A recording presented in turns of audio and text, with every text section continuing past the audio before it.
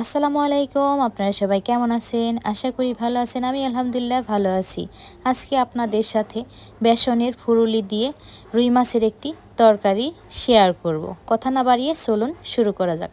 বেসনের ফুরুলির জন্য প্রথমে আমি 1.5 কাপের মতো বেসন নিয়ে নিয়েছি। আপনারা চাইলে আপনাদের পরিমাণ মতো নিয়ে নেবেন।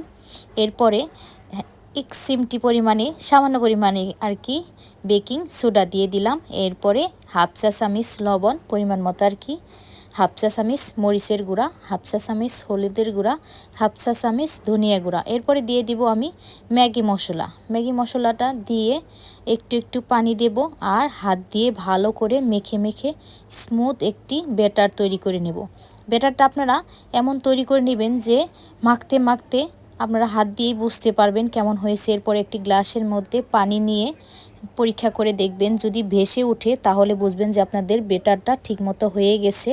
আর যদি ডুবে যায় তাহলে আর একটু সময় মেখে নিলেই হয়ে যাবে। আমার ব্যাটারটা তৈরি হয়ে গেছে। এরপরে চুলায় একটি কড়াই বসিয়ে দিয়ে পরিমাণ মতো তেল দিয়ে দিলাম। এবার আমি আস্তে আস্তে ফুরুলিগুলো হাতের সাহায্যে ভেজে নেব। সবগুলো ফুরুলি আমার ভাজা হয়ে গেছে। এবার চুলায় আমি কড়াই বসিয়ে দিয়ে 1 কেজি ওজনের একটি রুই মাছ নিয়ে নিয়েছিলাম। ওটা কেটে দিয়ে পরিষ্কার করে লবণ হলুদ মরিচ দিয়ে মাখিয়ে রেখে দিয়েছিলাম।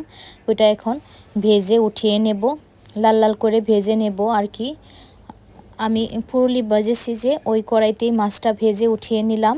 এরপরে মাছটা উঠানো হয়ে গেলে কড়াইটা পরিষ্কার করে এই কড়াইতেই আমি ফুরুলিটা রান্না করে নেব।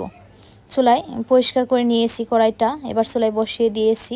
এখন আমি পরিমাণ মতো তেল দিয়ে দিলাম। এরপরে 1 কাপের মতো পেঁয়াজ কুচি আর 6-7টা কাঁচামরিচ ফালি দিয়ে হালকা একটু ভেজে নেব, ব্রাউন কালার করব না। এরপরে 1 চা চামচ আদা, 1 চা চামচ রসুন, 1 চা চামচ জিরা পেস্ট দিয়ে দিলাম। এরপরে 1 চা চামচ হলুদের গুঁড়া, 1 চা চামচ মরিচের গুঁড়া, 1 চা চামচ ধনিয়া গুঁড়া, পরিমাণ মতো লবণ দিয়ে অল্প কিছুক্ষণ কষিয়ে নেব।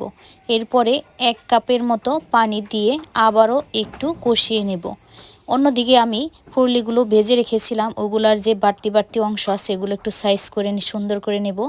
এরপরে মশলাটা যখন কষানো হয়ে যাবে, এরপরে আমি ঝোলের জন্য পরিমাণ মতো পানি দিয়ে দিলাম। ঝোলটা ফুটে উঠলে এরপর আমি ভেজে রাখা মাছগুলো আর ফুরুলিগুলো দিয়ে দিব। দিয়ে অল্প কিছুক্ষণ রান্না করে ঝোলটা মাখা মাখা হয়ে আসলেই ধনেপাতা দিয়েই নামিয়ে নেব। দেশে কিংবা দেশের বাইরে যে যেখান থেকে আমার ভিডিওটি দেখতেছেন সবাইকে অসংখ্যবার ধন্যবাদ জানাচ্ছি পুরো ভিডিওটি দেখার জন্য।